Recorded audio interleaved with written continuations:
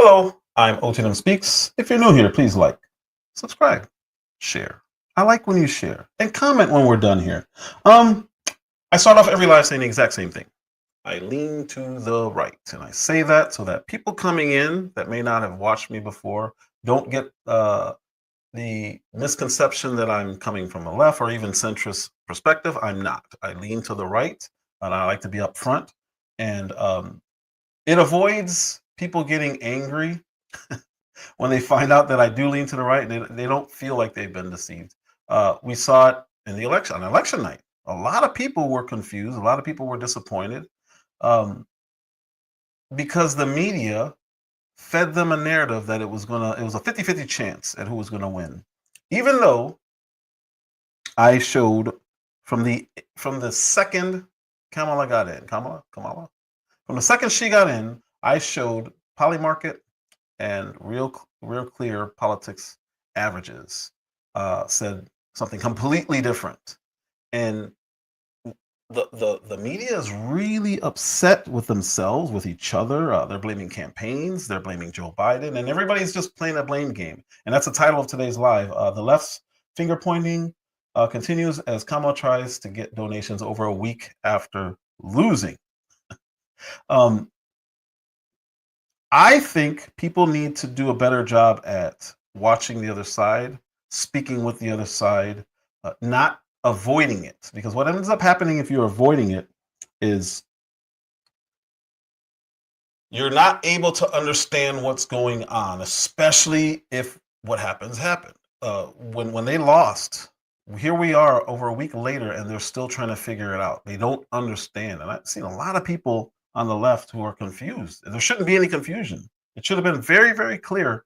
I even said when I had Porker on a month ago, I said I think Donald Trump is going for the popular vote. That's why he's doing rallies in New York. That's why he's doing rallies in California. Then he went back to New York, went to Madison Square Garden. And I'm like, oh my gosh. I was like, he's going for the popular vote. And I think he wanted to make it crystal clear who the winner is. He wanted to make it really clear because there's no other reason for him to do rallies in California. And he had no issues doing it. And the left was laughing at him. And I told Porker, I'm like, this guy is going for the popular vote. He wants the electoral and popular, and the left will not be able to deny his mandate. So when he wins, there's nothing they can say. And here we are. It may have been more than a month ago, but here we are, uh, just over a week after the election outcome, and the left is they don't understand. And I almost said I don't understand why they don't understand, but I really do. And it's what I said. I think people should get better at steel manning the other side's point of view. And when you do that, and all that is being able to articulate their perspective as if it were your own argument. So strong, not something weak where you're trying to make your own positions look more credible, but legitimately being able to argue the other side. Uh, it takes research. You have to know what they're talking about. You shouldn't just watch your side. I said that already, but I genuinely mean it because if you're not able to steel man an argument, then you may be arguing against something off of the wrong premise. They may agree with you on what you're arguing with because you don't fully understand what their position is. So you want to understand it, and you want to tell them, okay, your position is A, B, C. And a lot of the time they'll say, no, my position is just B. And now you just avoided arguing A and C. There's no reason to do it. Not that you should be looking for arguments, but if you want to make a case to convince someone, you should at least know what they believe and be able to explain it. And that's the only way you're going to get anywhere. Otherwise, all you're going to get is arguing and fighting, and you're going to get the Davids of the world. By the way, RIP to David James' relationship with O Speaks and in this show. He blocked me on Facebook, and I wasn't even trolling him, really, to be honest with you. I was genuinely trying to get him to understand where he went wrong because he said so many things that I'm like, "No, that's not true. That's not true." And then I did full live streams showing every position that wasn't true that he had made. But instead of saying, you know what, you're right on one position, he doubled and tripled and quadrupled and quintupled and septupled and I don't know any past that. But he kept doubling down. And even when he was wrong, how you doing, young lady? Thank you, thank you. Miss Phoenix Rising. Um, even when he had to know he was wrong, he just ignored it. And he would just go on to the next Trump insult. And I'm like, "Yep, you can insult him, but that doesn't change reality. That doesn't change the facts." And we had several points of disagreement. And he just, it is what it is. He's very close minded. Um, I listened to a lot of the things he said, but he just wasn't very good at making his own point without insulting people who disagree with him. And that's another issue that we have. And that's on the right and on the left. The right is very, very quick to call someone a libtard, right? It's like, okay. Um, Especially now that the right won.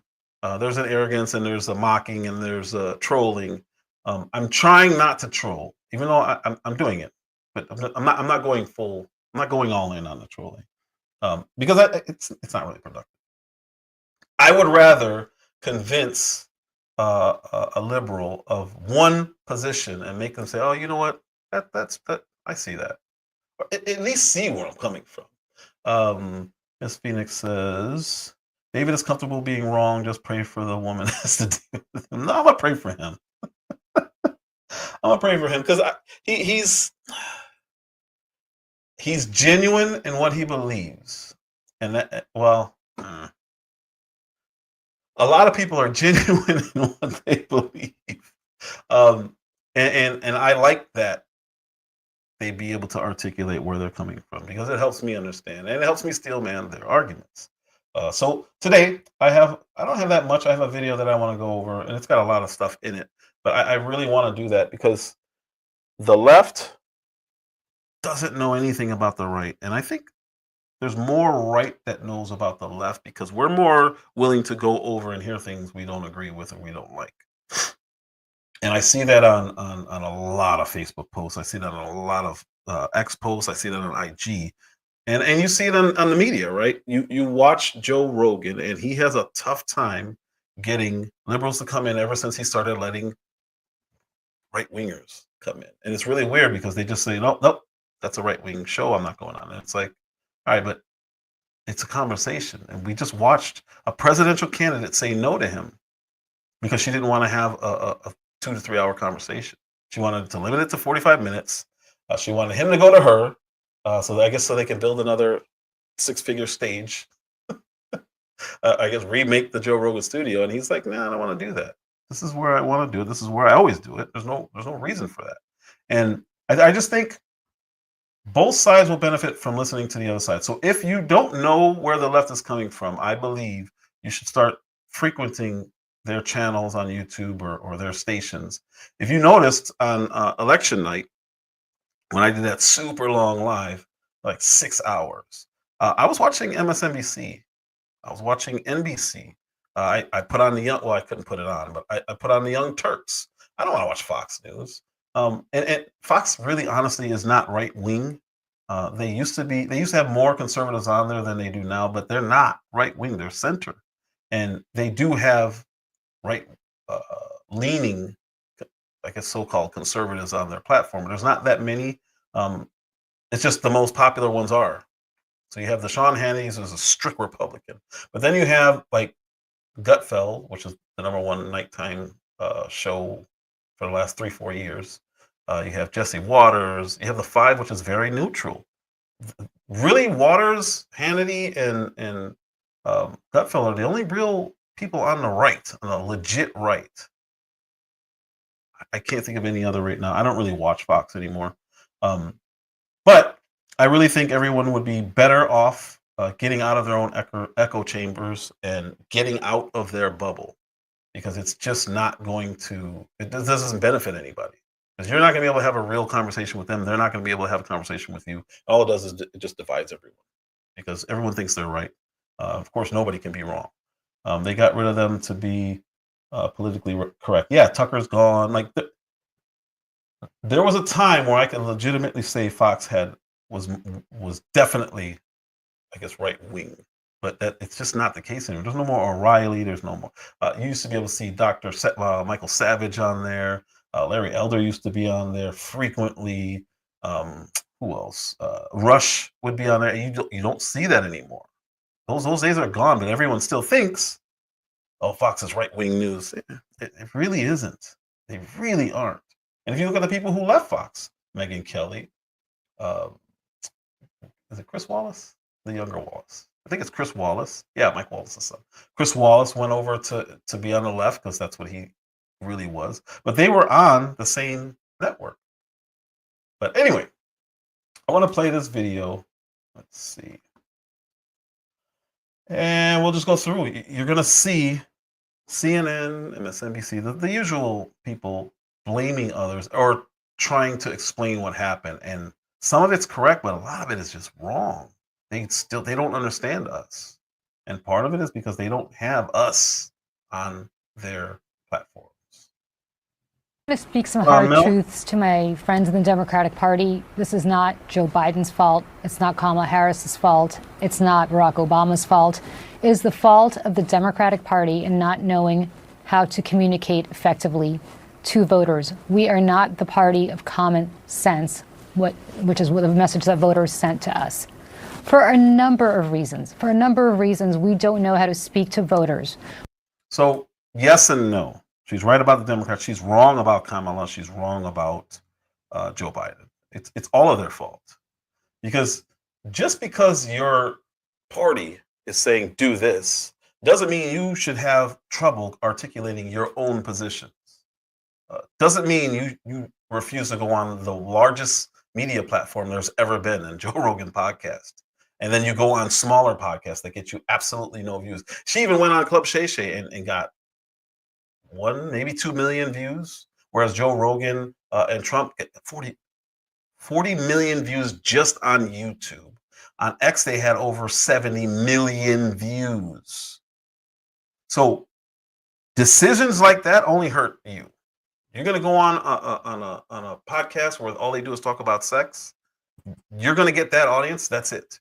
You're not reaching out. You're not stepping beyond your bubble. And she was scared to go on Rogan, which is really weird because he's a left-leaning person. Always has been. It's weird. Yeah, Mel. Yeah. Monique on Shay Shay. Cat Williams, obviously, on Shay Shay. The problem was Kamala. It wasn't Shay Shay, because when he has people on, a lot of those podcasts, boom, they're huge. She wasn't popular. I still hear people on the left who don't understand this. What's going on, Mike? So putting it on just the Dems, I don't agree with her on that.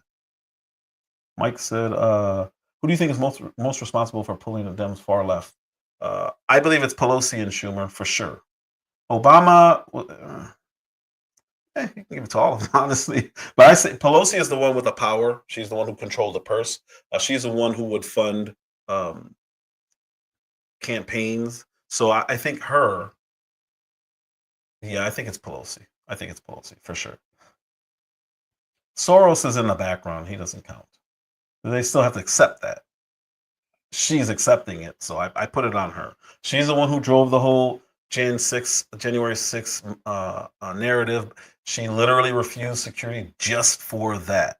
She puts into play all of their tactics. And this time it just blew up. And you're going to see her in here blaming other people, including Biden. It's wild. What's happening right now on the left is something that the right went through when they lost to Obama. Was it the first time? Second time? I think the first time. Romney, whichever one that was. I think he was first and then McCain was second. Either way, whichever one. The right lost really badly, and they had to do some soul searching. So when we address Latino and language has meaning. When we address Latino voters as Latinx, for instance, that's a fact. Because that's the politically correct thing to do. Yeah. It makes them think that we don't even live on the same planet as they do. When we are too afraid to say that, hey, college kids, if you're trashing a campus at Columbia University because you're unhappy about some sort of policy and you're taking over a university, and you're trashing it and preventing other students from learning, that is unacceptable. But we're so worried about alienating one or another cohort in our coalition that we don't know what to say when normal people look at that and say, wait a second, I send my kids to college so they can learn, not so that they can burn buildings and trash lawns, right? And so on and so forth. When we put pronouns after names and say she, her, as opposed to saying, you know what, if I call you by the wrong pronoun, call me out, I'm sorry, I won't do it again. But stop with the virtue signaling and just speak to people like they're normal. There's nothing I'm going to say to Shermichael that I'm not going to say to you, that I'm not going to say to somebody else. I speak the same language to everybody. But that's not what Democrats do. We constantly try to parse out different ways of speaking to different cohorts because our focus groups or our polling shows that so-and-so appeals to such and such. That's not how normal people think. It's not common sense. And what ends up happening now, if you really pay attention, especially on the left, or only on the left, really, you'll hear somebody say, as a black man, or you'll hear a woman say, as a black woman, or you'll hear somebody say, as a trans black Native American woman. And it's like, what are we doing? All this preface before you even say what you want to say. People get turned off by that. It maybe not on the left, but on the right, it's like, all right, here we go. You're already tuning out before they even finish. And what it also is doing is trying to make an argument from authority. You're saying, I have more credibility. Especially if you're talking to somebody who's not the same race. So if I'm talking to somebody who's Asian and we're talking about police brutality, and I say, well, you know what? As a black man in this country, born and raised in the city of Chicago, I think this. I've just now demeaned this guy's opinion before he even gets to talk. And that is very off-putting. It's narcissistic because you think other people care about any of this stuff. When you're having a conversation, just speak. The prefacing and then afterwards putting all this extra stuff after your name, that stuff is very, very, very unattractive to another person when they don't subscribe to it. And you shouldn't assume that everybody subscribes to that stuff. With people you know, or like she said, you've already established a relationship, that's fine. What's going on, Mike? Nice. What's up? How you doing, sir? Welcome, welcome. When you're doing when you're having that kind of conversation, it's really, I'm telling you, yeah, as a exactly as a Native American, whatever it is, you start laying all that stuff out, and then what you're saying loses weight. It does not gain credibility, and people need to understand that because it really is narcissistic. Because again, you're assuming people care about all that stuff, and then if somebody misgenders you, just correct them. Just say, you know what, I go by whatever. They got all the zer. And then give the person a chance to say, oh, okay, I'm sorry, and move on. But what ends up happening is people get mad and start correcting somebody who had no idea how you identify. So what do? As an identifier, you get mad at them and you say, you misgendered me. And it's like, all right, here we go. There's no point in doing that. Now, if you gave them your preference and they don't honor it, that's a whole different conversation. I still don't think it's a big deal, but you may think it's a big deal. Give the person a chance to correct it and move forward, or not correct it, or choose to. I don't want to engage anymore and move on. But if you don't do it and you start yelling at people, do I look like a man? I've seen grown men with full beards just because they have on a dress. Do I look like a man? And it's like, yeah, you actually do. And then they get even more mad. You've seen it. Store clerks. There's a really, really famous one where the store clerk is yelling at a cashier or a store owner. You're gonna call me her. I don't look like a woman. I'm not a woman. And it's like, this is not helping your cause. It's just not. It's wild. Can't tell you from from my beard. Yeah, it's really weird. Can't you tell from my beard? We saw a guy arguing with Matt Walsh. Same thing. He had a full beard, trying to tell Matt Walsh what a woman, or that a woman could identify, or a man could identify as a woman or trans. I don't even know all the arguments. I can articulate them, but I get confused with the parsing of words and the relabeling of people and the new definitions. So I don't even try to do it. If somebody corrects me, I'm good. I don't mind playing that game, but that's what it is. Whether you like it or not, that's what it is. And we need to start being the party of common sense again. Joe Biden is not responsible for that. Neither is Kamala Harris. It is a problem that Democrats have had for years. I've been banging the drum on this for, I don't know how, probably 10 years, if not longer on this. I've never heard her say that. We need to get back to being the party of common sense, that people look at us and say, we understand you. We appreciate what you say because you speak our language. And until we do that, we should stop blaming other people for our own mistakes. It's not the elite that's going to pay the price. This guy. It's people who woke up this morning with a dream and are going to bed with a nightmare. And those people deserve to be respected and held and talked to. Those are the people who are going to pay the price for whatever Donald Trump decides to do. Whatever you do not walk up to anybody and try to hold them. This guy, don't take his advice. What he's saying is dumb. Pretty much everything he says is dumb. Every now and then he trips over the truth. How do we know that those people didn't vote? A large portion of those people aren't part of the people that elected Donald Trump. Well, right? I think that's a good part of the electorate. And the black women, the Democratic Party let those black women down. Not Donald Trump. I think there are a lot of families out there who don't believe boys should play girls' sports. They're not boys. I'm not going to listen to transphobia at this table. I am not going to listen to you call a trans girl a boy. Are you going to allow me to finish my explanation? When you use a word that's a slur, I'm going to interrupt. That's not how it is. They're not boys. They're not boys. They're not playing girls' softball. I'm not going to sit there and listen to that. This is exactly what not to do. And the irony is he's doing it while the black dude is trying to explain to him what went wrong. He immediately goes right back into it as if he hasn't learned a lesson. It's like, all right, dude, I'm trying to explain to you that what you're doing right now is not popular.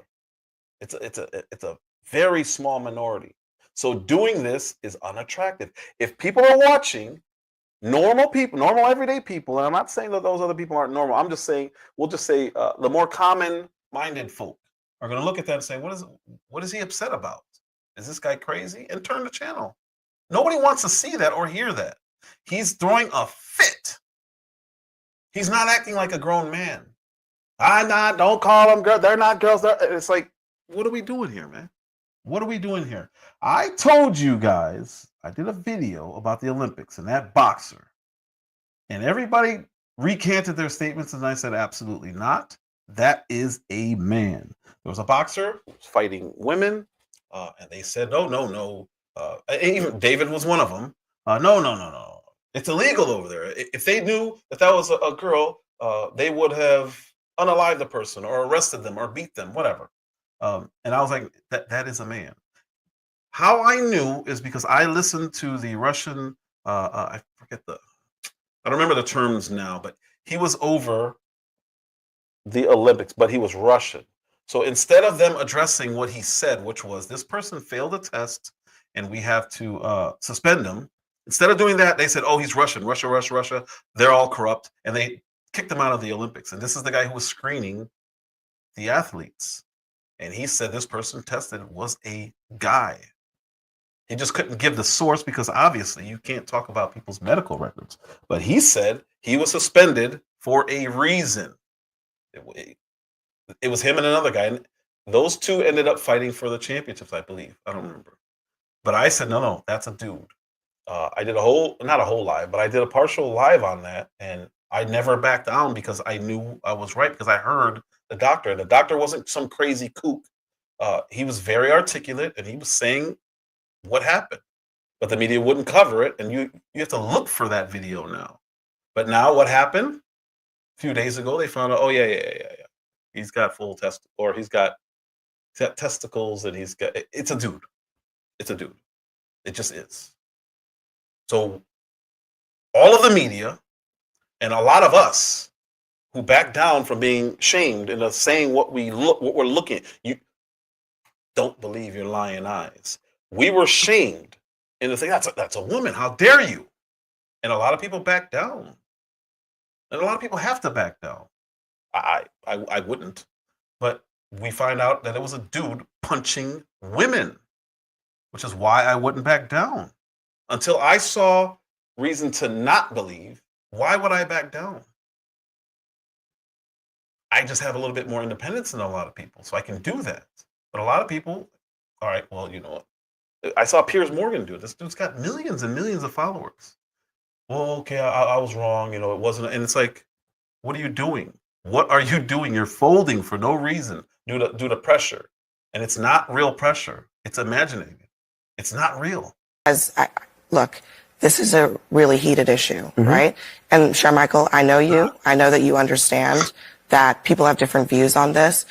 I think out of respect for Jay, let's try to talk about this in a way that is respectful. Okay, so let me rephrase this since I'm being targeted here. I don't. No, it's to be clear, you are not being targeted. I am, but it's okay. I'm specifically saying that I know that you are not intending to be transphobic. He should know that I'm not. But he wants to sit here and calling you transphobic. I'm saying you're using a phrase that you know. So the way regular people interpret it, that's not regular people. That's not regular people. There's no consensus that these are actually boys. This whole thing about trans girls is a canard.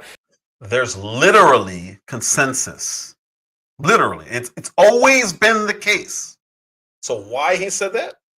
He wants to claim a position from authority that's not real.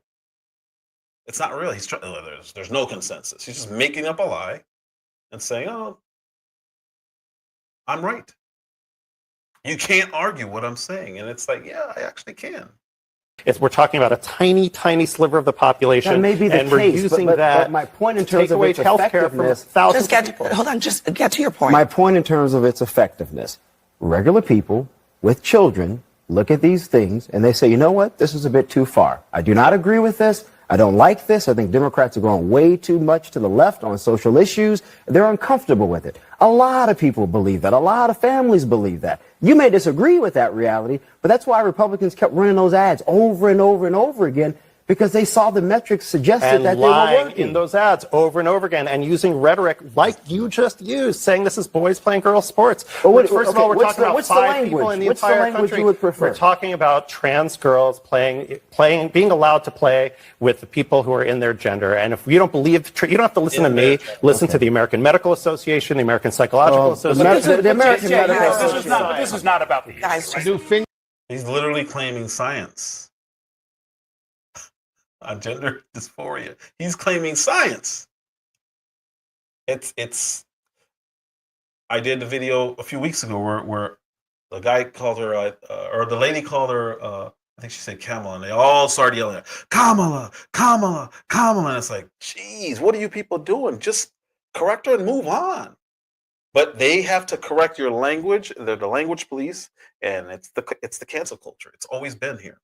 Well, I won't say always. It's been here since around Obama time, where everybody jumps on one person and just attacks.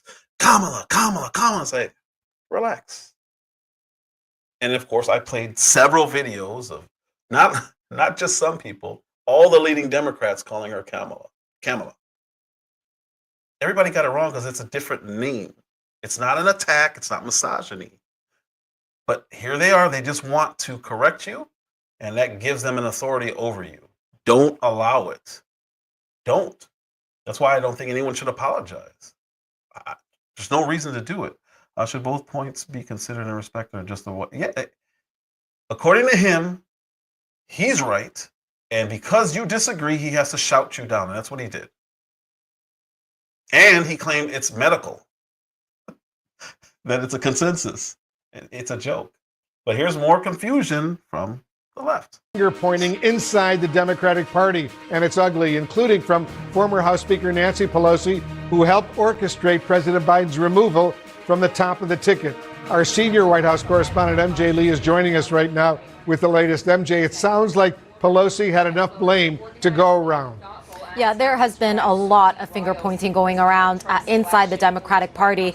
Certainly a lot of second guessing of various points of the Harris campaign's actual strategy. But based on all of our reporting this week, more than even the vice president, the nominee herself, the person that is getting most of the blame from various Democrats is probably President Joe Biden. And it is specifically his decision to seek a second term after having promised promised to be a transition president, a bridge president, and basically denying the party an opportunity to have a full and robust primary process that is making Democrats incredibly angry right now as they are looking back on the last few years. And former House Speaker Nancy Pelosi is adding her voice to all of this. This is what she told the New York Times. She said, had the president gotten out sooner, there may have been other candidates in the race. The anticipation was that if the president were to step aside, that there would be an open primary. Kamala may have. I think she would have done well in that and been stronger going forward, but we don't know that. That didn't happen. We live with what happened. And as you'll recall, over the summer, Pelosi was somebody who made clear her real reservations about the president continuing to seek a second term. And we actually reported at the time that in a private conversation, she had actually bluntly told the president that she did not believe that he could win. So this is just one more addition that gives us a clearer picture of how strong those reservations had been. We also know, of course, that this has been a tough week for the Kamala Harris campaign.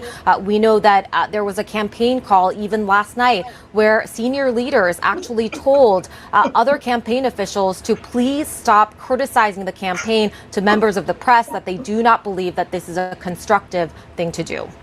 I actually agree with that. If I was on the left, I would be annoyed with all of the finger pointing and just try to figure out what happened without going public with it. But Pelosi also said she didn't think Kamala was a good candidate. And when they asked her, would she, is she going to be the next person? She wouldn't just outright say it. I played this stuff. So this is not watching these people be dishonest. It's funny because it's not my people. And I've dealt with this with people on the right for over a decade now. But if I were on the left and I saw this, I would be really annoyed right now because I thought it was close. I thought it was 50-50 chance. Why? Because these people, the same ones right now who are talking about Pelosi and Biden and the Harris campaign, they're the ones who kept telling you guys it's 50-50. It's a tie. It's a tie. It's a tie. You had to come to a small channel like mine with 400 subscribers to learn, wait a minute, Polymarket says this is a blowout. You had to come to a 400 subscriber channel to find out, to even look at Polymarket, to look at real clear averages instead of random polls that these people do. You had to come here to a 400 subscriber channel to tell you that the methodology did not change from 2016 to 2020 to 2024. And because it didn't change, they overstate the Democrat candidate by 4. So if it says it's a tie, no, that means Trump is in the lead. Why? Because they are going to overstate how strong the Democrat candidate is every time. Why did you have to come to this small channel to hear that? Is that fair? So just because I say I lean to the right and left, I let you guys know that's for transparency purposes. But that doesn't mean I'm going to mislead you. I'm still telling you the information. Why can't CNN do that? MSNBC, NBC, ABC, CBS. Why can't they just do that? I think people would be much more receptive. But what they don't want you to do is to go and check out the other network and then another network and then another network. They want you to stick with them. So they're the most trusted name in news. They say stuff like that, and it's like, oh, okay, well, I trust you. Then you get betrayed. And then you get mad. And instead of looking at the media saying it's on you, you're looking at the media saying that it's on everybody else. No responsibility. They don't understand it. MJ Lee over at the White House for us. Thanks, MJ, very much. Our political experts are joining me now for some serious analysis. Maria Cardona, do you agree with Speaker Emerita Pelosi? Well, so many people are going to have their take on what happened, on what didn't happen, on what should have happened, on what could have happened.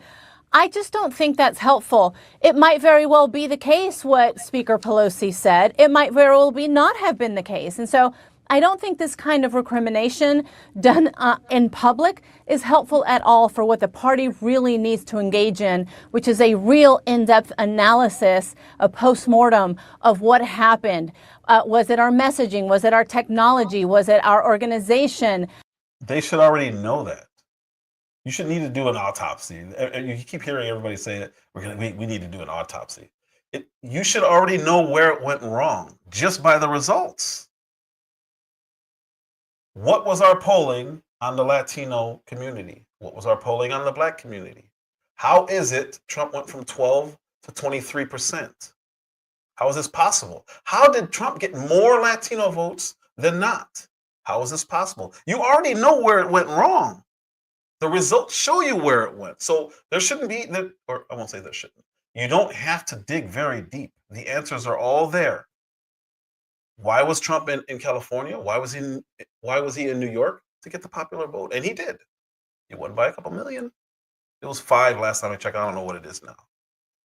But now we even have some Democrats saying there's going to be a recount. We'll get to that in a second. It's insanity. Yeah, Mike, their strategy was Trump is evil. He's Hitler. Be afraid. Be very, very afraid. That's not a strategy. It's not a campaign strategy. Hide your candidate because it worked last time when you magically got 81 million votes. You hit a man in the basement. You try to do the same thing with a perfectly capable candidate. You hide her in a basement. You hide her on liberal podcasts, and I mean blatantly edited and pillow soft interviews. Just have her talk to people. But if you have her talk to people, don't have her say the exact same thing. She was proud of herself because she was able to learn rote and be able to recite everything word for word, word for word. So every single rally was identical. What if you had somebody at 2 of the rallies? What if you were in Michigan yesterday and she comes back next week and you hear the exact same word for word verbatim speech? Only thing different is her outfit. But even then, she had the same necklace, the same earrings. And we know about the earrings. That's terrible, terrible campaigning. So I agree with her that it should be in private. I like it because I get to talk about it now. But these people, I don't, when you're a professional, you should be able to look at this immediately and see what went wrong. And when you don't, you just look like a fool. Was it the timing? And maybe it was a combination of all of the above. Maybe the die had already been cast for any Democrat where it would have been difficult to run on a political environment where the inflation and cost of living post-pandemic was going to be such that no Democrat could have gotten away from that. We don't know. Vice President Harris ran a near flawless campaign in the time constraint that she was given with the impossible situation. So when we get to the finances, we're gonna hear, because we've heard. So she's the third person I've heard say this verbatim, which means it is a talking point. Somebody's putting it out and they're running with it. Flawless campaign. This right here, what Mel is saying, proves it was not flawless. I think it's an indictment against Obama, especially, and I think his ego was definitely bruised that Black Americans don't revere him. Those days are gone, or his orders to support anymore. If she ran a flawless campaign, she would have never allowed this guy, Barry Soetoro, to go out and lecture Black men for disagreeing with him. And then not only lecture us, but then insult us and name call. You're a misogynist. This shouldn't even be a conversation. He literally said that. I don't even know. It's almost like you guys got me out of my bed to come over here and talk to you about this. This is what we're talking about here. This shouldn't be a conversation. I'm disappointed in you. Any grown man cannot receive that. How do you receive that? I'm disappointed in you. I don't care. Who are you? Barry. Why are you telling me you're disappointed in me? Why do you think that would work? What happens? Even though 70-something odd % of Black men voted for her still, you lost double of what you did last time. So when people say, oh, they overwhelmingly voted for Kamala, okay, but you lost double compared to last time. That is massive in any demographic. Any demographic. I don't care if the demographic was hamsters. You lost that. She would not have needed him to go out if it was flawless. Yeah. Why did she have to do that? And that you heard that black narrative go away when Candace Owens exposed her. There's people who still don't believe anything that Candace Owens said. I don't think they watched what she said. It's really hard to dismiss ancestry and obviously false pictures. They proved who the people in the pictures were, and she wasn't even related to these people. But it is what it is. Let them keep thinking that she ran a flawless campaign. I heard somebody say she should run again. If she runs again, oh man, that would be amazing. That she was given. I think she did the best that anyone could have in her situation. Yeah. And so I think it's unfair to both blame the president or blame the vice president. There's this sense, right, that whiteness, right, is under threat. The demographic shifts. The country isn't what all of these racially ambiguous children on Cheerios commercials are confusing the hell out of me. Right? A lot of people voted because their life's too damn expensive, and it was here, and it. They voted for. You're telling me, Stephanie, that all of these people who believe that their lives are that bread is too high and eggs are too high, that they voted for a convicted felon. Yes. Literally, yes. He cannot understand it. Everyone he knows, anecdotally, in D.C. or New York, wherever he is, agrees with him. Yeah. A guy who said we can grab the pea. I think that a lot they voted for this guy. I'm not defending it, but I think there are tons of people that don't pay attention to, and I'm not defending it, don't pay attention to politics at all. Do you see how while they're having this discussion, she just demeaned everyone who disagrees with her, and she doesn't even know it. And of course, she did her preface. She had a disclaimer. I'm not saying it's true. I'm not saying it's right. But there's a lot of people who don't pay attention like we do. This is why I love watching these channels. I can't get enough. Listen to how arrogant she is while she's trying to get this guy to understand. Listen to her. Their lives are that bread is too high and eggs are too high. That they voted for a convicted felon. Yep. A guy who said we can grab the pea. I think that a lot they voted for this guy. I'm not defending it, but I think there are tons of people that don't pay attention to, and I'm not defending it, don't pay attention to politics at all. But while we live in the most prosperous country in the world, people are saying life's not fair. I'm not doing well. My son's still living in the basement. I can't seem to get a job. I don't like the status quo. I'm voting for something else. And he was I the person. love you to life. I love you. But I do not believe that. I cannot believe that. And the reason I think you believe it is because you don't want to believe that that's what's really motivating them. It's always the case. People don't want to believe what the country actually is, because if they believe it, they're going to have to confront what's in them. I don't believe that. They voted for a crook, a person who they know is stealing from, just doing everything to undermine the so-called country that they love. And then they're telling us the BS that it's economics. We know that's not true. Black voters. Do you see how out of touch he is? Not only is he out of touch, but he's doubling down on insulting everybody who voted against what he thinks they should have done. With passion. And all these people are emotional. All of them. What's going on, Spare Me Your Angst? How you doing? Spare Me Your Angst said, if you look at everything through the lens of intersectionality regarding race and who is actually the racist, it's the ones who feel sorry for me. And I don't know what race you are, but it's the ones who look down on me and say I can't even get an ID. I don't even have internet. Those are the racists. But this dude's passion will have other people say, yeah. They don't care what he's saying and how dumb it is. This man is insane. He has lost his mind. And instead of thinking maybe, just maybe there's a possibility that I'm wrong, he insults half the country, more than half the country now. They're all wrong. You don't want to acknowledge that you're a racist. This is insane. This has to stop, because if it doesn't stop, this kind of rhetoric is going to continue. And, well, I mean, it's good for the right, because the right's going to win again. As long as people like him are yelling at people on his own side, acknowledge me, the right's going to keep winning until these kind of people fade off into obscurity. Because if they believe it, they're going to have to confront what's in them. What is in me? I don't believe that.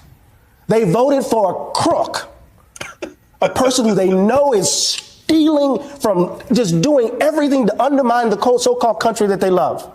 And then they're telling us the BS that it's economics. We know that's not true. Black voters came through for Kamala Harris. White women voters did not. This was the night of. I told you guys about this the next day. I couldn't find this clip. I still can't find it, but I found it on the Hill. So.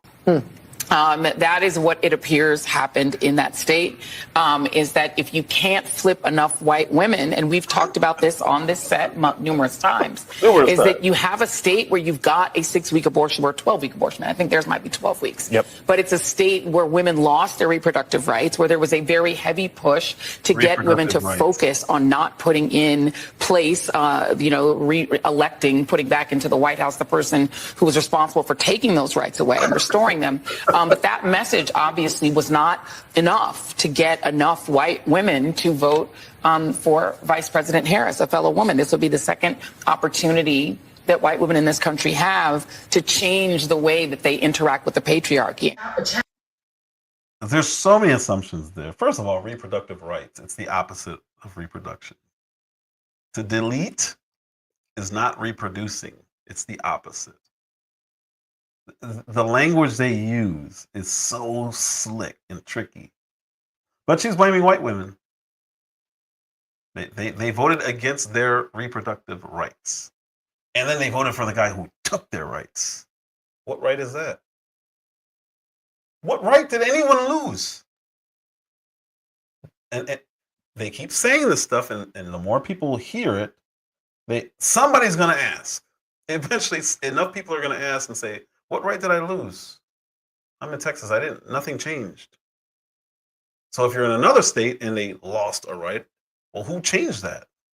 That would be your state where you live, for the people you voted for. That's on you. These people, they're unhinged. Yeah. So and I think I won't say everybody. A lot of people have felons in their family. The way he talked demeans people. Ironically, the left are the ones who want felons to vote. So while they're saying that, I want felons to vote, I can't believe people voted for a felon. There are so many contradictions on the left when they speak about stuff. It's like I can do a whole live on one news broadcast and just break down the contradictions between their position and what they say. And he absolutely refuses to come to grips with reality. I don't believe that with passion. These people are going to have to look within. No, you're going to have to look within because you lost. It's not going to change. Your passion, your beta is not going to change what happened. And yelling at people is not going to help. It's just not. Most of the people he's defending are criminals who have been taking from the American people for decades. Yeah, and they want to let criminals in from another country, but they don't want to label it a crime when they get here illegally. So many contradictions. The way that they interact with the patriarchy. A challenge with the idea of how do you interact with people who voted for this, right? If you are an LGBTQ person and someone in your family voted essentially against your rights, or you're a woman, knowing that, this man was calling people the B word, J.D. Vance was literally calling Kamala Harris the trash and said, we're going to take out the trash. I think Mel played this. I know he talked about this.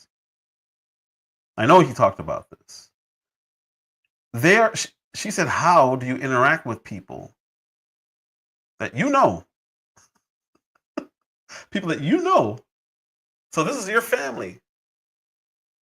And likely it's going to be half of your family. How do you interact with these people? They're trying to separate families as if it wasn't already bad enough.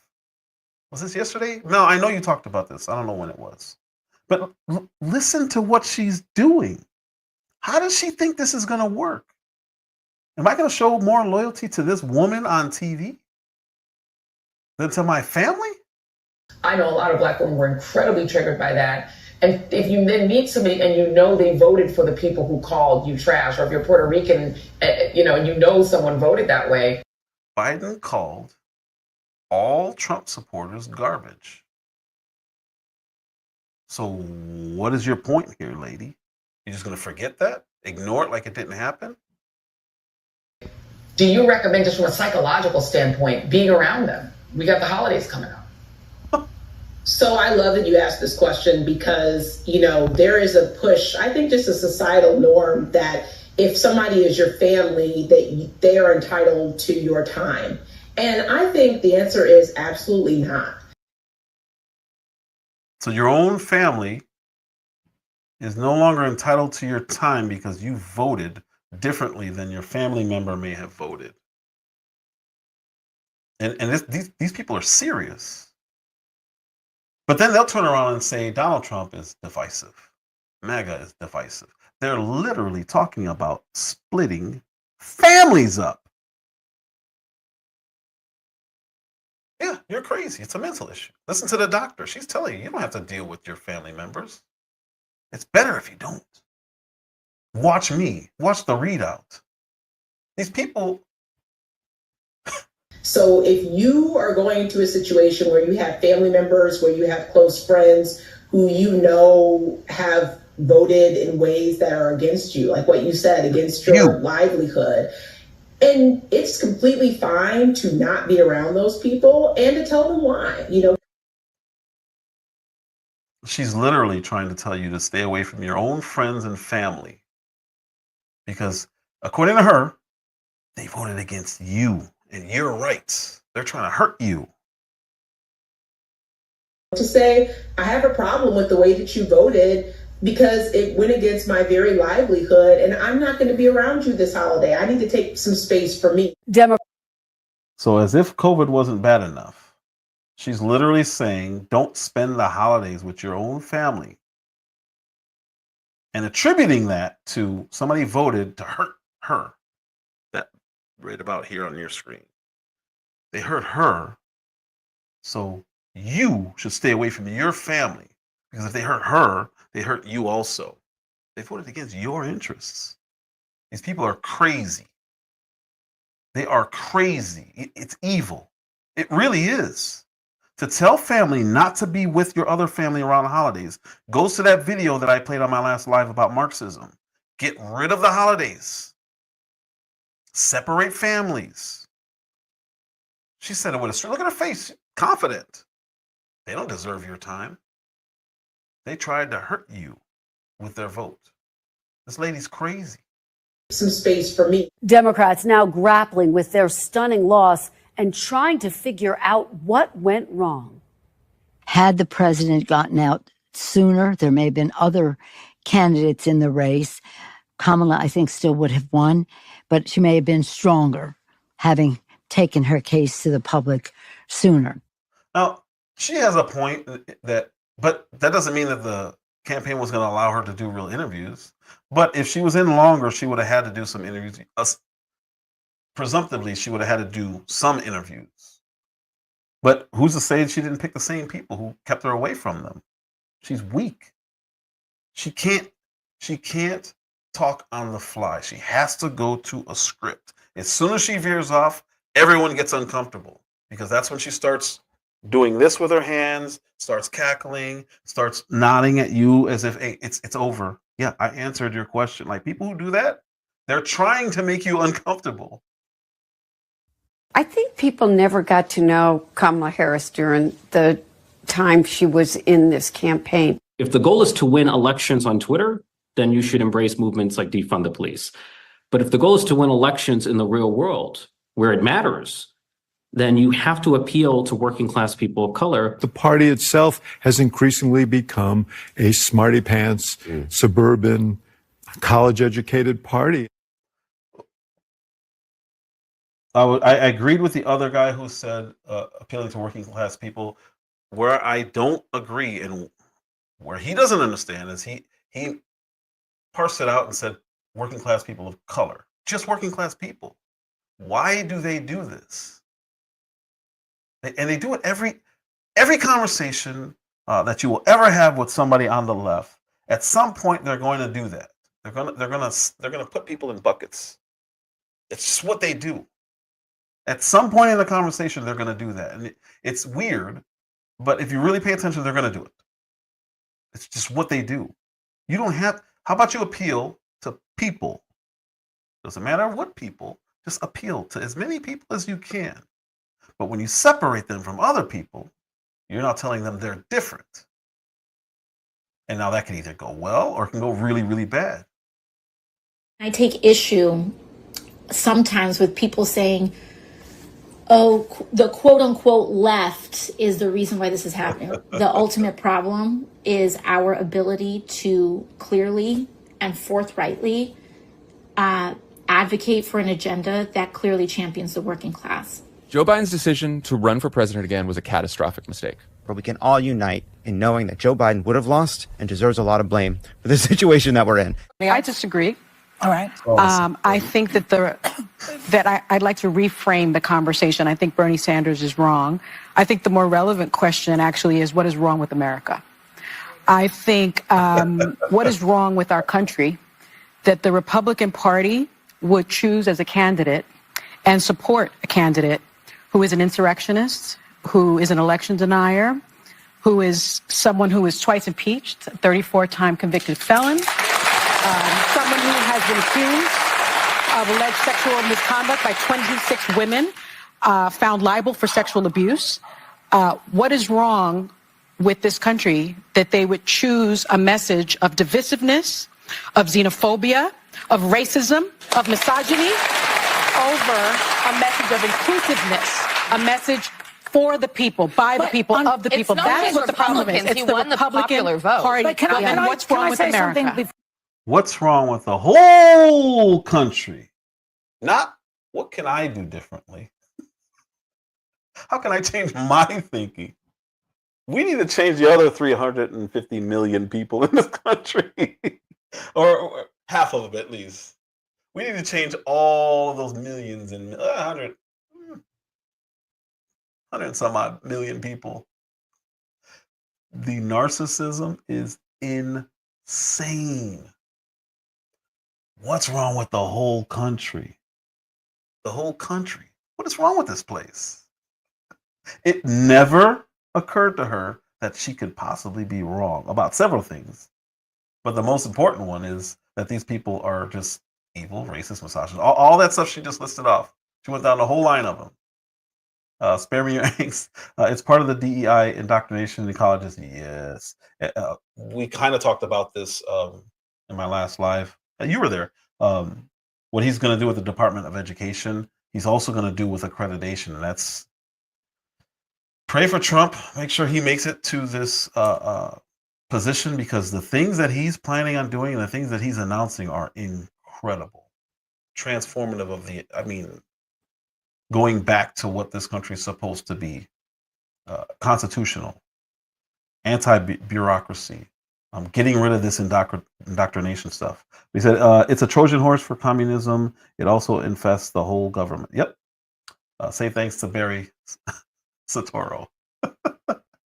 But yeah, this is everything she just said, and I played this before. I'm going to play it again because Chris Cuomo tried to tell these people. Do I have it still? Oh, I got rid of it. Chris Cuomo tried to warn them, stop thinking like this. It's ineffective. You can't think like this. Stop thinking like this. You know what? It's worth doing this. Because she's putting what they see as bad behavior on all of us. And they're saying it's the country. What's going on with the country? The other guy did the exact same thing. Exact same thing. Let me pull this up again. Every time I hear that, I'm going to do this because they don't get it. They should listen. And I don't like Chris Cuomo, But you have to listen to this to fully understand. Thinking that the people who support Trump are like Trump, that they speak like Trump, that they act like Trump. They don't. They want to hire Trump to do a dirty job. They want him to be a virus to the political corpus. They want him to disrupt, to destroy, to demean those that they disrespect and dislike, the system that they distrust and despise. They want someone to do what they believe has been done to them and that they cannot do themselves. That's why they don't care that he exhibits terrible behavior, because they're putting him into a terrible place. If you're sending somebody into the jungle, do you really care if they're a savage? You see what I'm saying? And you have to understand it that way. You may not agree, you may not accept, you may not like, but that's what it is. It's what it is. Get over it. Get over it. But blaming the whole country? You people don't. It's not going to end well. It's going to keep going in this direction until you guys stop and course correct. We can do a second. The Democrats are the ones. They are the party that cares for the blue collar. Exactly. The Democrats are the ones who put in Social Security, Medicare, Medicaid, union protection, ACA, unemployment insurance, and Obama. I can't put that up, man. On YouTube, they're very. If they see certain things, the algorithms pick it up. It can impact the channel. So. You guys can't see. If you guys want to see what Spare Me Your Eggs just said, you'd have to look at it on Rumble. I can't. You could. The timestamp is 106. It's a great comment, but yeah, I can't put that up. Obamacare. The Republican Party doesn't give a rat's patootie. YouTube is not like Rumble. Clearly, they didn't convince the voters. So all I can deduce is that it's the messaging. It didn't get through to people. They're not paying attention. That's all. Yeah, because the Democrats have always been for the working people. Exactly, and the Republicans don't care. I think the message of the Democrats sounded elitist. You don't have value in the society. They you don't sounded have a that way, degree. but when you look at the proof, yeah, they weren't. but Joy, it's condescending. It's condescending. There is a condescending. The way that the left speaks to its voters. It really is. A message of joy and inclusiveness? No, the message of not being educated, being dumb, and what's wrong with America. Who said that? Sunny just did. What is wrong with Joy. America? My point here is that that's not what Kamala Harris said. No. That's what I'm saying. My point is, I don't blame Joe Biden. I don't blame Kamala Harris. Go back as far as you want. I blame a messaging within the Democratic Party. You don't blame the Republican Party Can I just finish my point, please? I obviously have a problem. Anyone has a problem with Donald Trump. The bigger question should be, yes, Sonny, why did they vote for him? Yes. In sweeping. So they need to be introspective. No. We need to be introspective. If we voted for Kamala Harris, we need to say what didn't resonate with the voters. Do you know what didn't resonate with the voters? When they were saying we don't feel safe and the left focused on defund the police and bail reform. Yeah. When they said we're worrying about. Can I just finish? Let me just finish real quickly. When they were focused on renaming. It's only an hour show, ladies. Joy. When they were focused on renaming schools, there were people saying, hey, students are destroying colleges. I paid for that. I sent them there. They can't learn. And everyone apologized for it and didn't want to attend to it. They also denied the border was a crisis and kept saying, no, it's fine. This is not a... There was a border bill, though. There was a border bill. Yes, but Joy, my point is they screened. They didn't vote for him because he's a racist or a misogynist. They voted because they needed help in their everyday lives. But Sarah, the majority of this country, because every stat coming out on the people willing to self-reflect are showing these. Oh, wait, they're going to say I'm a racist and a misogynist in the exit poll? So she literally goes right back to calling all Trump supporters and all people who voted for the right racist and misogynist. They're not listening to this lady. She's putting them on game. They're not listening, and I hope they don't listen. For my sake, for my own personal satisfaction. I hope they keep thinking what they're thinking, and that they think that it's okay to insult people based on their education, based on their politics, and based on how they choose to run their own household and what they believe. Hey, I don't want a dude racing in track against my daughter. Oh my God, you're a bigot. That's all they have. That's all they have. My way only. What I say has to be true because I said it. That is the authority. Nothing matters. That is the authority. Joe is a, oh, jeez.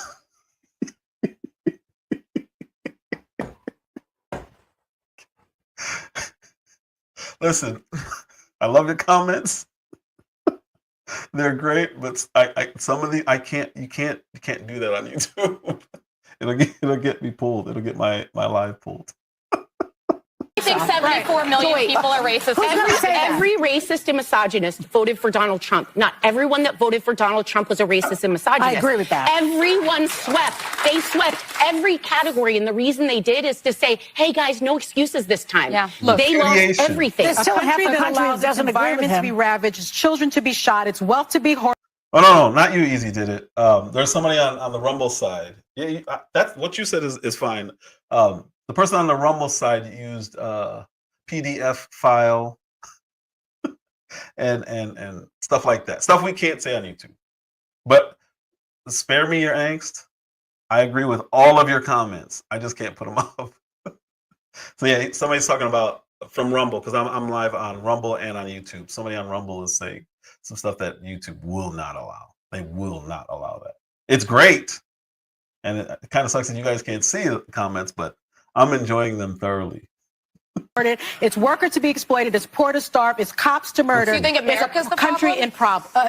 Blaming the country. I'm not on anyone's payroll. I'm not the whole. All right, so now there's a shift in narrative. So all the rest of the videos are going to be on the funding, which everybody's been hearing about. But I still want to go over it because not everybody watches the same content that I watch. So I definitely want to go over this. This is a Kamala staffer. She's one of her fundraisers. Holding anyone. That's why I'm here telling the truth. I'm not here to gaslight anybody. This is just the truth. What is the truth? The truth is this is just an epic disaster. This is a $1 billion disaster. Actually, it was $1.018 billion, I think, right? There were 20 million or $18 million in debt. Right. It's incredible. And I raised millions of that. I have friends that I have to be accountable to and to explain what happened because I told them it was a margin of error race. I was promised, Jen O'Malley Dillon promised all of us that Harris would win. She even put videos out saying that Harris would win. I believed her. My donors believed her. And so they wrote massive checks. So just because somebody told you I'm going to win, you still, I understand what she's saying when she says margin of error. She thought it would be closer. But just because somebody says, I guarantee victory, doesn't mean you can guarantee victory. You shouldn't take that. There's still risk. So with that part, I disagree with her on. But if they did tell her it was margin of error, they were wrong. You could still be upset and still be mad, but to blame that on people and say that, I was lied to. You believed what you wanted to believe. I don't want to claim DoorDash on my taxes. I feel like a lot of us were misled. And even on the night of election night, Will, I looked somebody in the eye and I said, are we going to do this? Are we going to pull it off? She told me yes. And I asked somebody else, like, how are you feeling? He's like, we're going to win Iowa. And I was like, what? Do you think did they believe this going in? Was there a real sense of false confidence on the side of Kamala Harris? So. Or did they know they were in store for disaster? I was wondering about that. I was like, I asked them, are you privy to internal numbers that I am not seeing? Because I study this so carefully, and I just wasn't seeing any basis for that level of confidence. So that's something I actually asked David James. I was like, where are you seeing these numbers? So she's probably thinking the same thing I was. Can they guarantee lottery numbers? I know, right?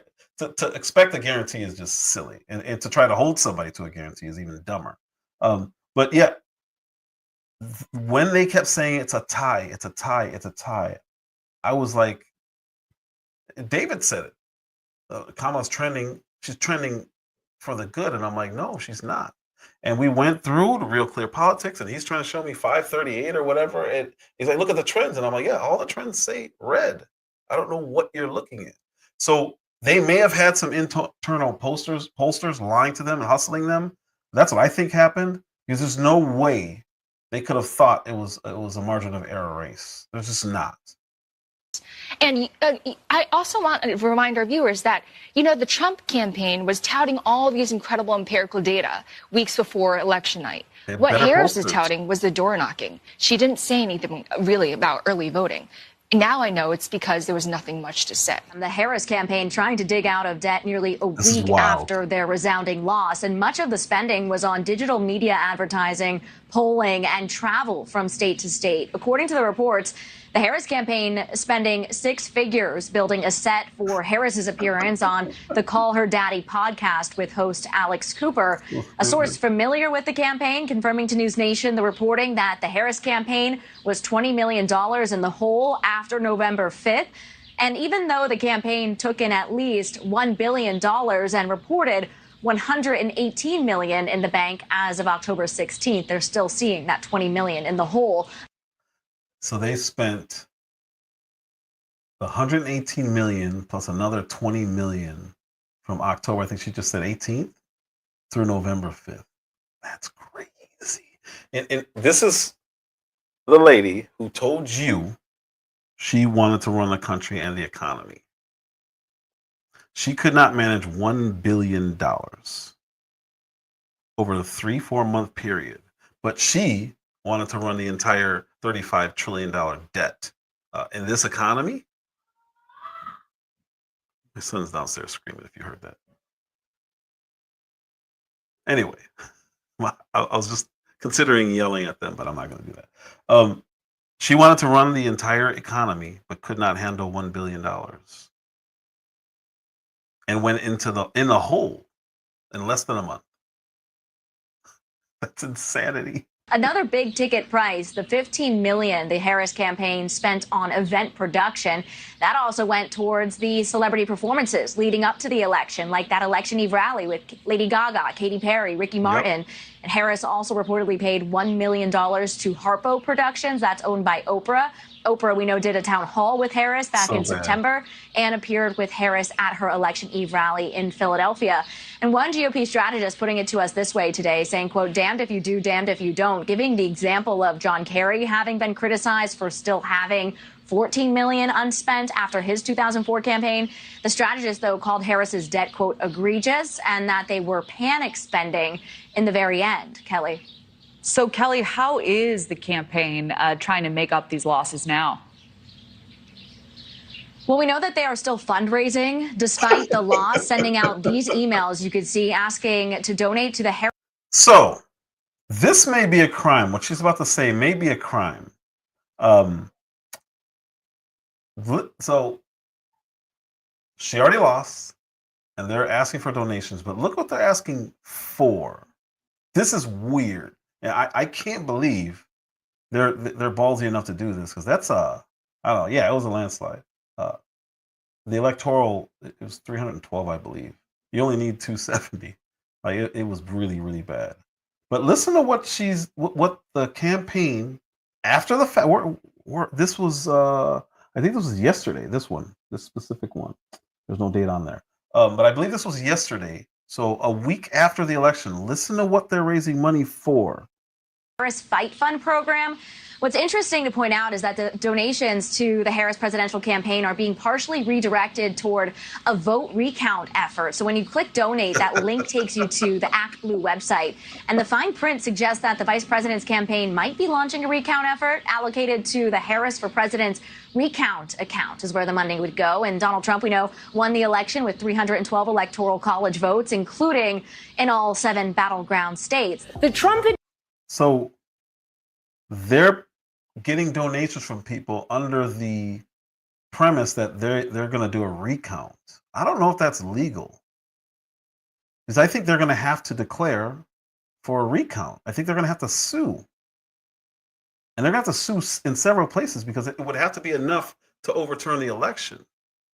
So not only did they already trick people into donating a total of $1 billion, but then they overspent by 20 million. And now they're fundraising to regain that 20 million by lying and saying that they're going to do a recount and give them the hope that they can overturn the election. I don't know if this is legal. I don't think that this is legal unless they go through with it, because that would be fraud if you get people to donate to you and you don't do what you say they're donating for. They need to be careful because there's already an investigation opening about this, about campaign finance. This is a problem. What'd you do with, they had $118 million left as of the end of October. I don't think you can do what they're doing now. I really don't. Administration raised just $381.5 million. That's what Donald Trump operated off of. She operated off of $1 billion plus. He operated off of 325 million. Right? They spent under that, and they spent just over $10 million on staff throughout the campaign. So Donald Trump came in under budget. This is what business people do. This is what I have to do. If I don't come in under budget, I'm in trouble. And I could potentially lose my job. He had 325 million, came in under budget, and spent 10 million on staff. That's a businessman. Now listen to what a non-business person does. The woman who wanted to run this country. Listen to the money that she spent. This is wild. Compare the pair with the Harris administration, who raised over $1 billion, blew $1.37 billion on the campaign, and spent over $582 million just on staff alone. Over half of the money that they ran with, over half was spent on staff.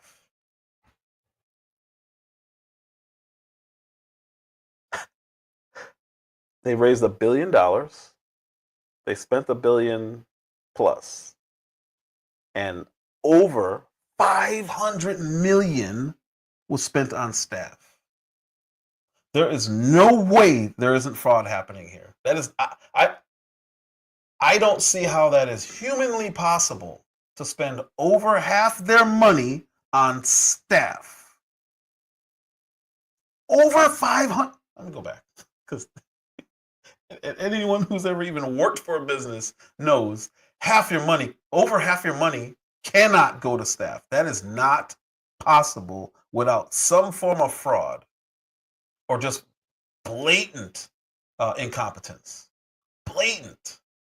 Under that, and they spent just over $10 million on staff throughout the campaign.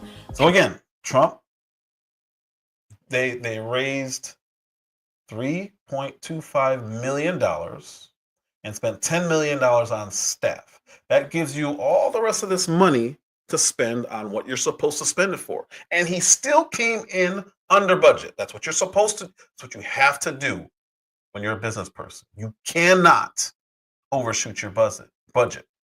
You just can't. You can't operate like that.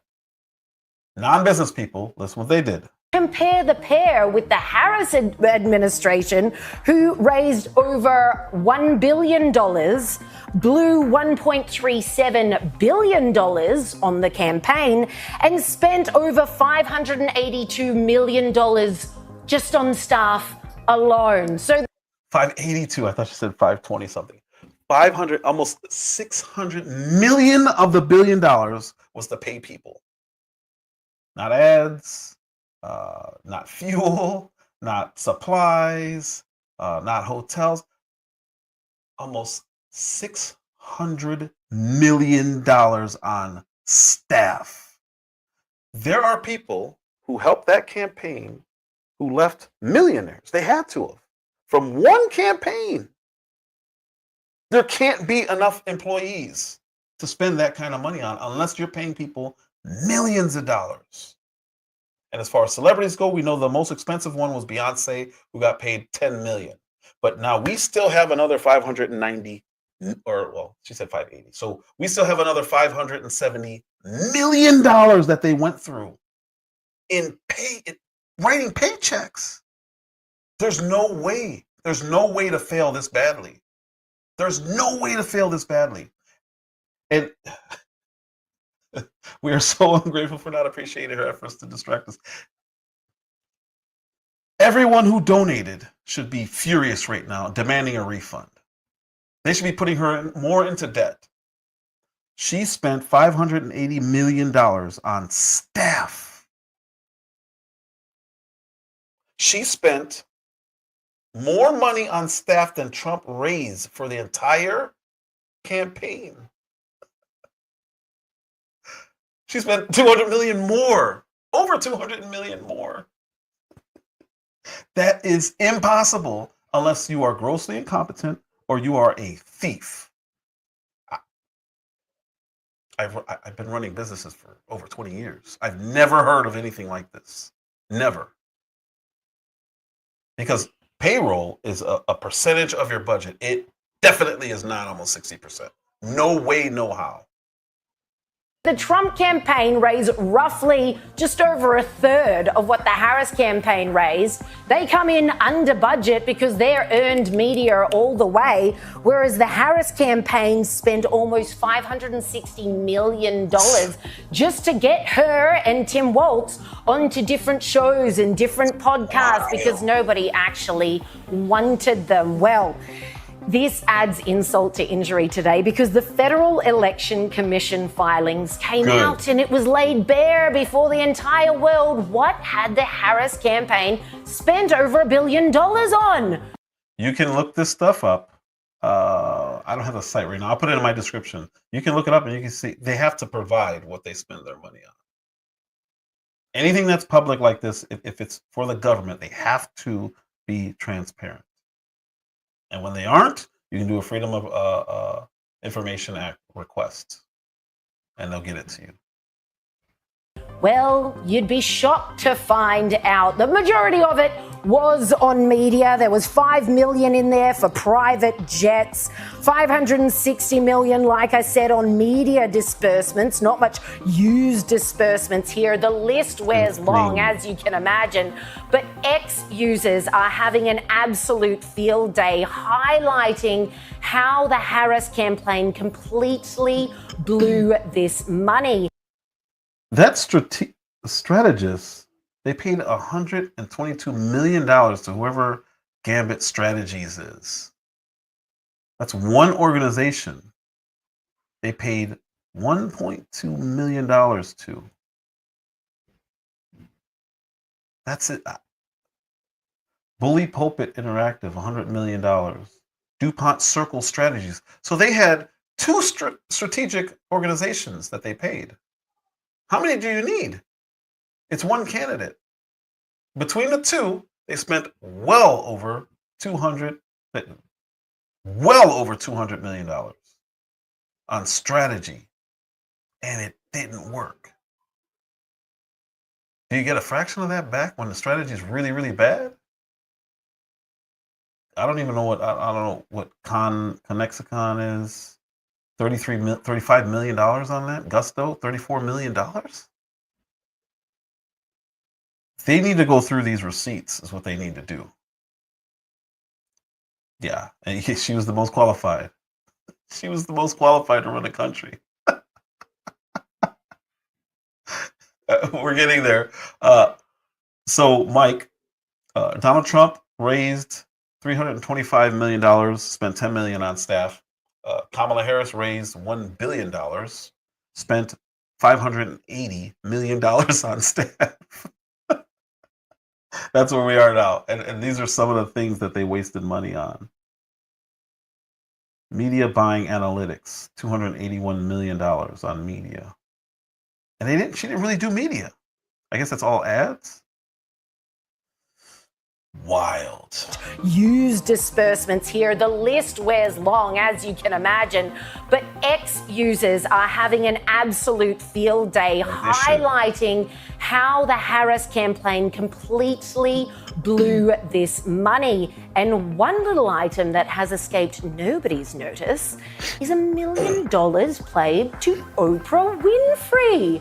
So Oprah Winfrey, one of the richest women in the world, who, along with the rest of the Harris campaign, told us she believed she was fighting the rise of the new Nazis led by a modern-day Hitler, still didn't believe enough in the cause to waive her 7-figure fee. What's funny about Sky News is phenomenal. If you guys don't subscribe to Sky News, you really should watch it. They're excellent. They're hilarious. The way they present news is absolutely right wing, but it's funny. It's very funny. It's just really. Oh yeah, absolutely, absolutely. $1 billion, like absolutely easy did it. Absolutely. Kind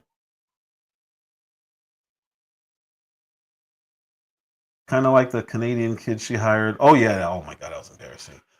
One of her sit downs on electric buses or seeing the moon with your very own eyes. Yeah, that was really cringe. Then they found out all the kids were actors. Really, really cringe. Yeah, I remember that. She probably did hire every illegal. No, remember they wouldn't let them in the DNC. There was an activist who took an illegal to the DNC and they wouldn't let him in without ID. That was such a great video because it's like, well, wait a minute. They don't need ID to get in the country, but they need an ID to get in your. How does that work in your convention? How does that work? Okay, so she said Gambit ran the digital social media marketing, and DuPont ran the polls, lying with Trump bad Kamala, yeah, for the win. Interesting. That amount of money is insane. Yeah, her name is Rita Pahini, I believe. She's really, really funny. Really, but these ones are funny too. That chick is funny. But yeah, that whole network is great. Spent $101 million on this marketing company called Bully Pulpit, which pretty accurately explains the way the Democrats campaign. I wonder if Bully Pulpit are the ones who are booking all of those church gigs. I'm curious. Anyway, so this is yeah, Rita's funny. I think it's Pahini. But so this is a breakdown from Fox. Well, it's gonna play that part again. I can't. Let me see if I can get it right there, right here. So Fox is gonna give the one that Mike Levin is talking about, which was Beyonce and the celebrities. Beyonce to step up. Pretty accurately explains the way the Democrats campaign. $10 million for Beyonce. Yep. To step up and back Kamala Harris publicly. $5 million for Megan Thee Stallion. $3 million for Lizzo. $1.8 million for Eminem. I mean, is that normally how it goes? You spend $20 million, you get yourself in debt to try to get a bunch of rich celebrities on stage? I'd never seen that. Maybe I'm ignorant of the fact, but wow. Do they really believe in you if you have to pay them like that?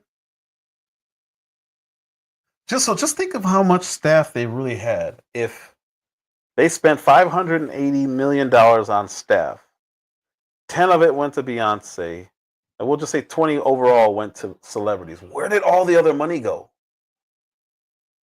Where did all that money, $580 million on staff, where did that money go?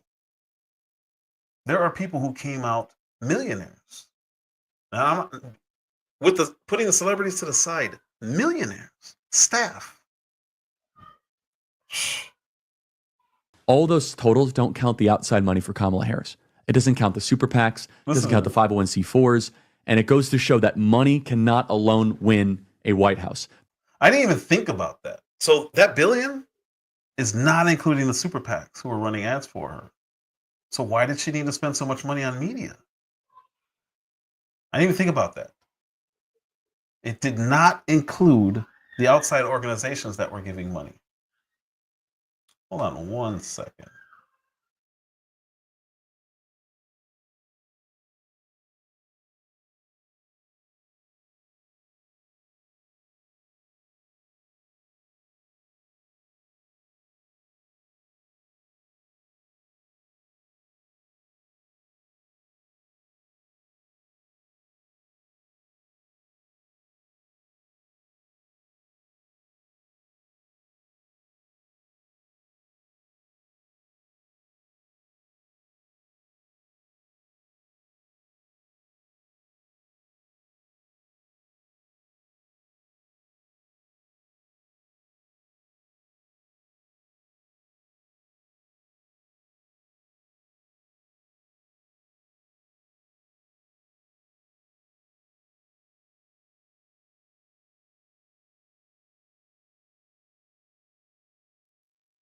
Sorry.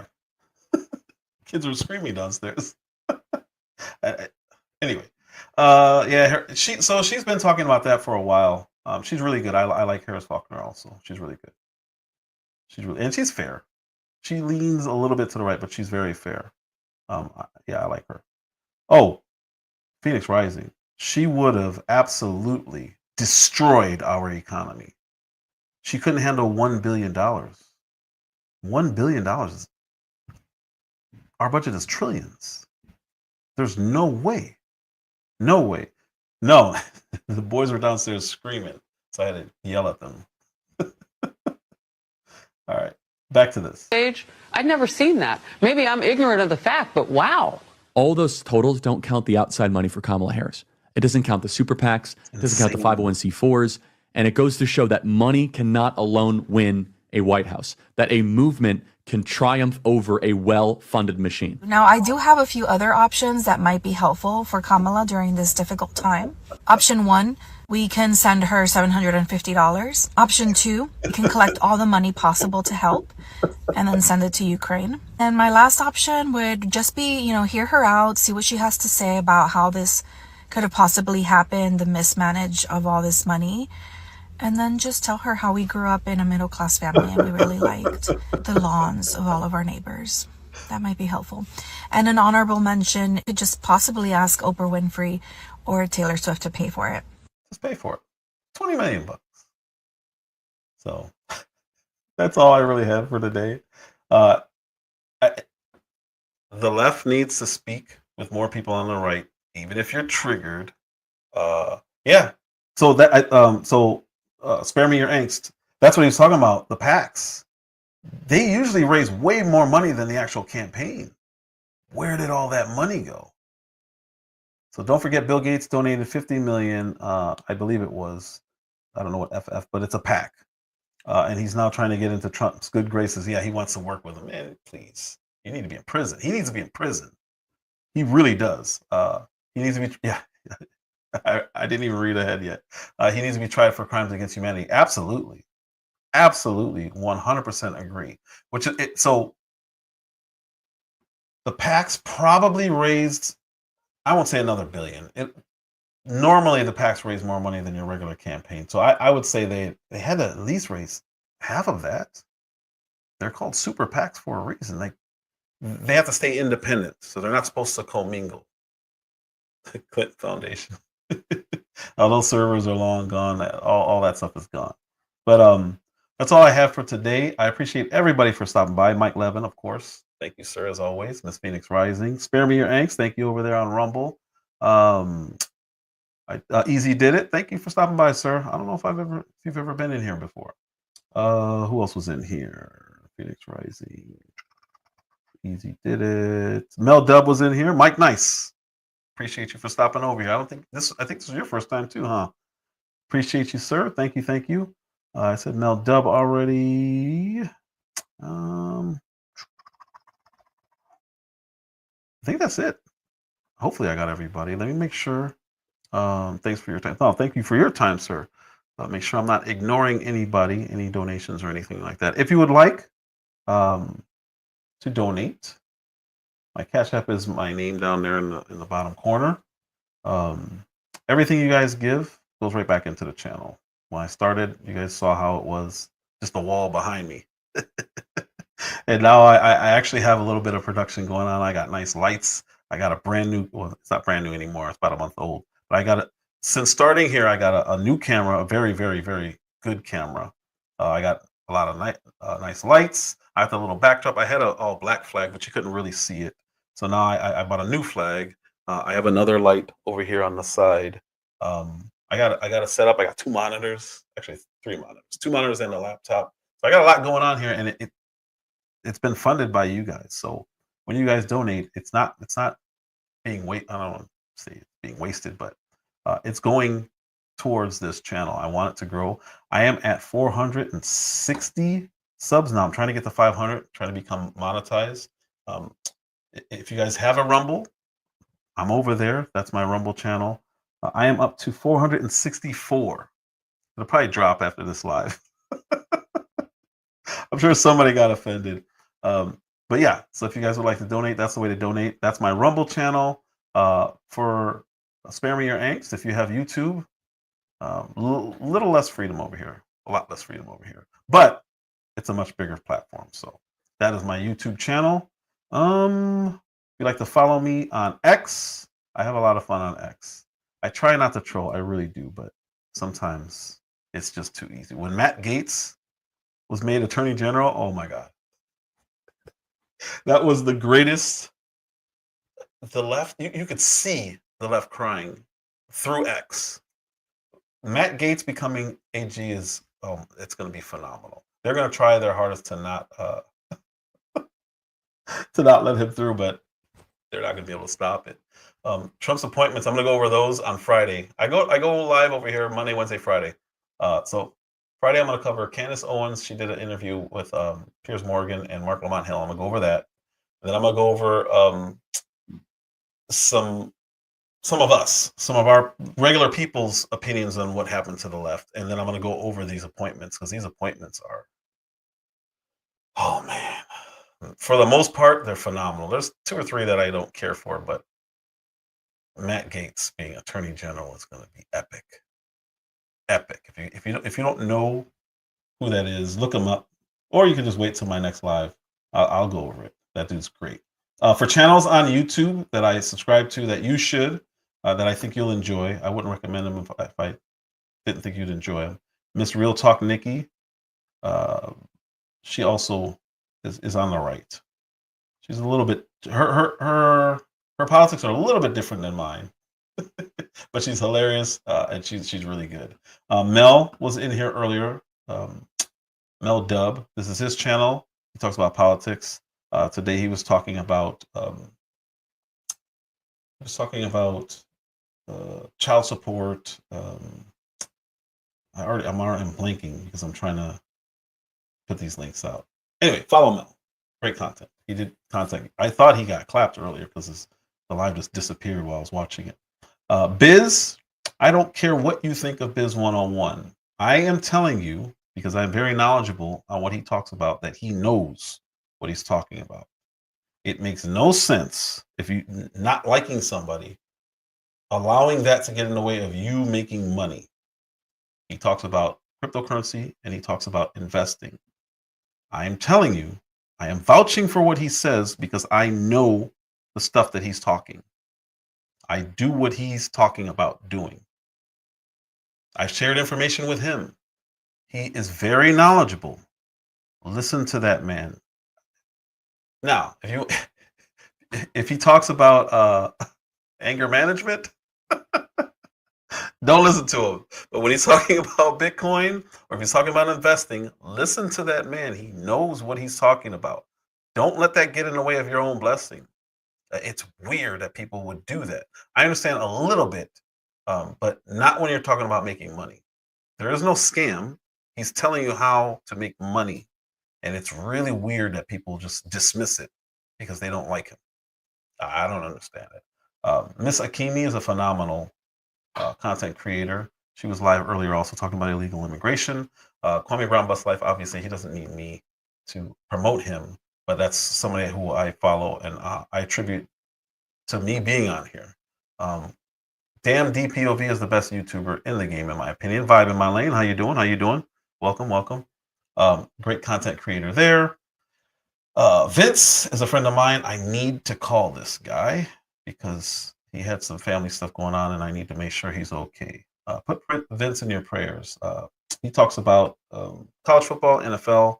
Another person who does that is Taryn the Black, who I believe is live right now. But he also talks about college football, NFL. Patriotic Porker talks about politics. Very, very knowledgeable. He's a friend from Chicago. He's just starting up, so he's doing the same thing I was doing when I first started out. On the way to work, driving, talk crap, post it.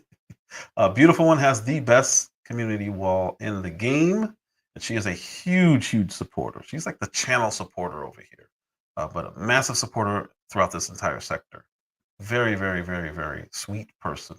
And then there's Jay Powers, who is not making content yet, but this guy is hilarious. Sub up so when he does go live, you guys know who he is. And then last but not least, there's a gentleman who comes in here. His name is Gw. He has a small business. And what his business does, copy, paste, is his company is CashApp. They do custom apparel. He makes t-shirts. He does embroidery. He does sublimation. He does tumblers. And he does mugs. Speaking of mugs, he made me this with my mug on it. Yeah.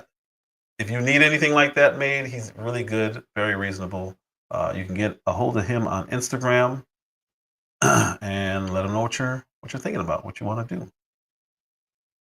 There's that. And that is all I have for you guys today. I don't even know. I think I used Redman. Redman's going to be my outro music. As soon as I hit that 500, I won't be able to use other people's music anymore. So I've taken full advantage of that and just playing a lot of music that I really, really enjoy. But once copyrights start kicking in, when you become monetized, that goes away. So I appreciate you all again. Thank you, thank you, thank you. Let me double check this, make sure I don't ignore anybody. I didn't. Thank you guys so much. I'm going out with a little Redman today.